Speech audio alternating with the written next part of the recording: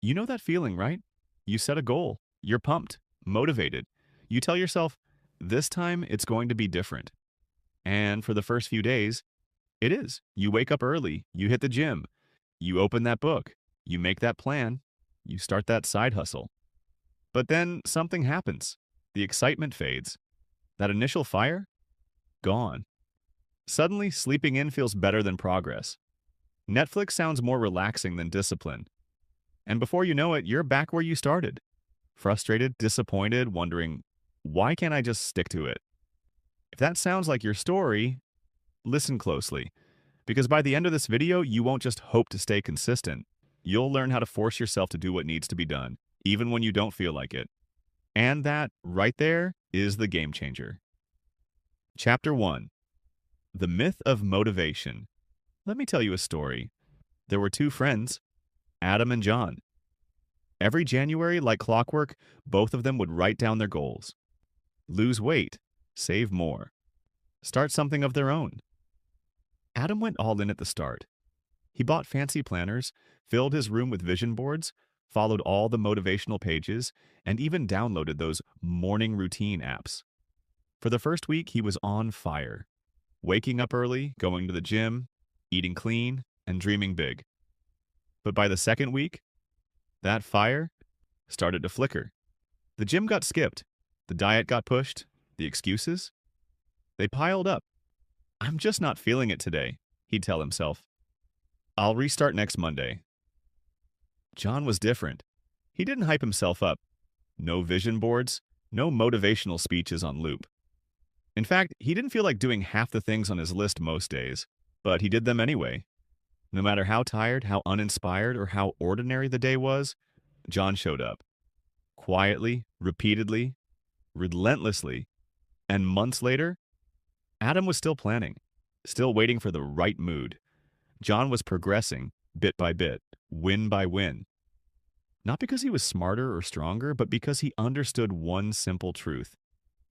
Motivation is a myth. It's a fleeting emotion, a mood that fades the moment life gets uncomfortable.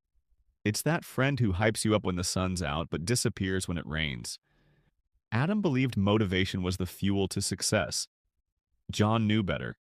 He trained discipline like a muscle, not by feeling ready, but by forcing himself when he wasn't, especially when he wasn't. Because discipline isn't born, it's built. It's waking up when the bed feels warm, showing up when no one's watching, doing the work when every part of you wants to quit. So ask yourself, are you waiting to feel like it? Or are you becoming the kind of person who does it anyway? Chapter 2. How to force yourself, the core shift. So how do you actually force yourself to do things you don't want to do? You start by flipping the switch in your brain from feeling-based action to identity-based action. Here's what that means. When you rely on how you feel, your actions will always be inconsistent. But when your actions come from who you decide to be, things change. Ask yourself, what would the disciplined version of me do right now? Not the tired version, not the lazy version, not the I'll do it tomorrow version, the disciplined version. Would they skip the workout? Would they waste the evening scrolling? Would they keep making excuses? They'd get up, they'd show up, they'd get it done irregardless of how they feel.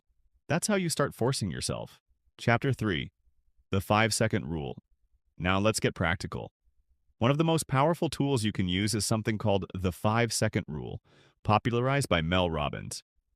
Here's how it works. The moment you feel hesitation, the moment your brain starts negotiating, you count down 5, 4, 3, 2, 1, and move. Get up, open the laptop, put on your shoes. Start the work. Why does this work? Because the brain loves comfort. The longer you wait, the more excuses it creates. But if you act before your mind can talk you out of it, you win. So next time you want to skip a habit or delay action, use the countdown. It sounds simple, but it's a small shift that rewires your response to resistance. Chapter 4. The Pain versus Pleasure Principle. Here's a hard truth. Humans are wired to avoid pain and chase pleasure. But that system is outdated. Because now, the easiest option is usually the worst for you. Scrolling TikTok is easier than building your future. Eating junk is more pleasurable than eating clean. Sleeping in feels better right now than pushing yourself through a cold morning workout. But here's the trick. You have to flip the pain and pleasure equation in your mind. Every time you choose comfort, remind yourself, this easy path comes with hidden pain. The pain of regret, of low energy, of being stuck, of watching your potential rot. And every time you choose the hard path, remind yourself, this discomfort comes with lasting rewards. Chapter 5. Micro wins. You don't need to climb the whole staircase today. You just need to take one step. Discipline is built by stacking micro wins over and over. You force yourself to write one paragraph, to do one push-up, to study for just 10 minutes. And here's the crazy part. Once you start, you keep going. Because momentum creates motivation, not the other way around. Don't wait to feel inspired. Feel inspired because you acted. Force yourself to show up for just 5 minutes a day, and those 5 minutes will multiply. Chapter 6. Become your own coach, not your critic. Let's be real. Forcing yourself isn't easy. Some days you'll fall short, you'll mess up. But here's where most people lose. They beat themselves up so hard, they stop trying altogether. Don't do that. Instead of being your own worst critic, be your own coach. If your friend messed up, would you call them a failure? Or would you tell them, get back up? You've got this. Talk to yourself like that.